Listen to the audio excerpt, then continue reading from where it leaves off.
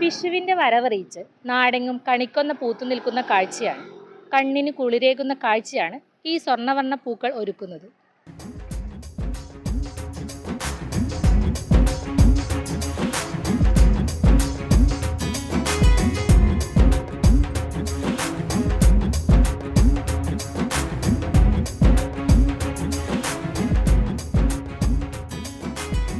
വിഷുക്കാലം എത്തിയതോടെ കണിക്കൊന്നയും പൂവണിഞ്ഞു തുടങ്ങി. ഐശ്വര്യത്തിൻ്റെയും സമ്പൽ സമൃദ്ധിയുടെയും പ്രതീകമായി കണിക്കൊന്നയെ കരുതുന്നു. സംസ്ഥാന പുഷ്പമായ കണിക്കൊന്നയുടെ മനോഹാരിത കണികണ്ടുകൊണ്ടാണ് കേരളീയർ കാർഷിക വർഷ പിറവി ദിനമായ വിഷു ആഘോഷിക്കുന്നത്. മിക്ക വീടുകളിലും ഇന്ന് കണിക്കൊന്നയുണ്ട്. സ്വർണ്ണവർണ്ണ പൂക്കൾ നിറഞ്ഞു നിൽക്കുന്ന ഈ ഔഷധമരം മനസ്സിന് സന്തോഷവും ആനന്ദവും നൽകുന്നു.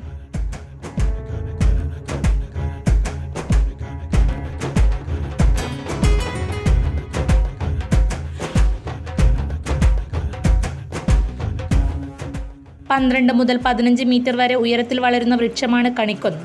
കുലയായി താഴേക്ക് തൂങ്ങിക്കിടക്കുന്ന മഞ്ഞപ്പൂക്കളുടെ ഘടന കൊണ്ട് ഇന്ത്യൻ ലംബർണം എന്ന ഇംഗ്ലീഷ് പേര് കണിക്കൊന്നയ്ക്കുണ്ട്. ഫെബ്രുവരി മുതലുള്ള 3-4 മാസങ്ങളാണ് കണിക്കൊന്നയുടെ പൂക്കാലം.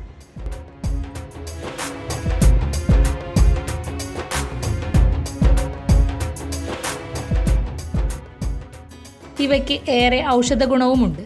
വാതം, പിത്തം, കഫം എന്നീ ത്രിദോഷങ്ങൾ ശമിപ്പിക്കാനുള്ള മരുന്നിന് കൊന്നപ്പൂക്കൾ ഉപയോഗിക്കാറുണ്ട്. രക്തശുദ്ധി ഉണ്ടാക്കാനും മലബന്ധം മാറ്റാനും ഈ പൂക്കൾ ആയുർവേദ വൈദ്യന്മാർ ഉപയോഗപ്പെടുത്തുന്നു. കണിക്കൊന്നയുടെ തോലുകൊണ്ടുള്ള കഷായം ത്വക്ക് രോഗങ്ങൾ അകറ്റുമെന്നും ആയുർവേദ വിധികളിൽ പറയുന്നു. കൊന്നപ്പൂവിൻ്റെ ശാസ്ത്രനാമം കാഷ്യ ഫിസ്റ്റുല എന്നാണ്. കണിക്കൊന്ന നേരത്തെ പൂവിടുന്നത് കാലവർഷം നേരത്തെ ആണെന്നതിൻ്റെ സൂചനയായി പഴമക്കാർ കരുതിയിരുന്നു.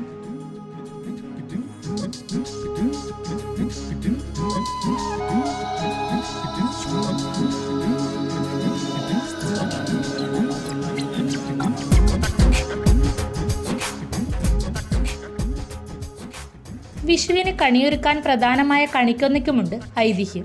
ക്ഷേത്രപൂജാരി അമ്പലമടച്ചു പോകുമ്പോൾ ചെറിയൊരു കുട്ടി ചുറ്റുമതിലിനകത്ത് പെട്ടുപോകുന്നു. കുട്ടിയെ സന്തോഷിപ്പിക്കാൻ സാക്ഷാൽ ഉണ്ണിക്കണ്ണൻ തന്നെ പ്രത്യക്ഷപ്പെടുകയും തൻ്റെ അരഞ്ഞാണം കുട്ടിക്ക് കളിക്കാൻ കൊടുക്കുകയും ചെയ്യുന്നു. പൂജാരി വന്ന് വീണ്ടും ക്ഷേത്രം തുറന്നപ്പോൾ ശ്രീകോവിലിനകത്തെ ദേവാഭരണം കുട്ടിയുടെ കയ്യിൽ കാണുകയും ക്ഷോഭിക്കുകയും ചെയ്യുന്നു. കരഞ്ഞുകൊണ്ട് കുട്ടി വലിച്ചെറിഞ്ഞ അരഞ്ഞാണം ചെന്ന് തങ്ങിയത് തൊട്ടടുത്തുള്ള മരത്തിലാണ്. കുലകുലയായി പൂക്കളുടെ രൂപത്തിൽ അത് മരം മുഴുവൻ തൂങ്ങിക്കിടന്നെന്നാണ് കണിക്കൊന്നയുടെ ഐതിഹ്യം.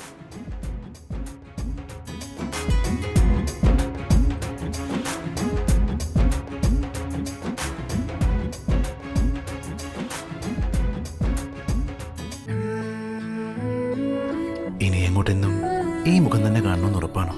Of course, 100%.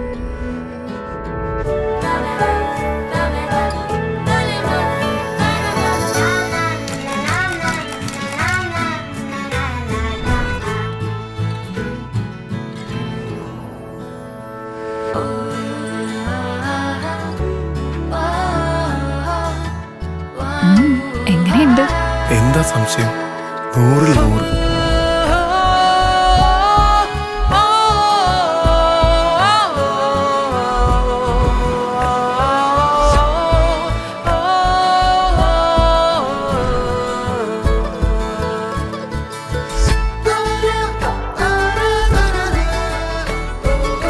വർഷം സുമംഗലിയായിരിക്കട്ടെ.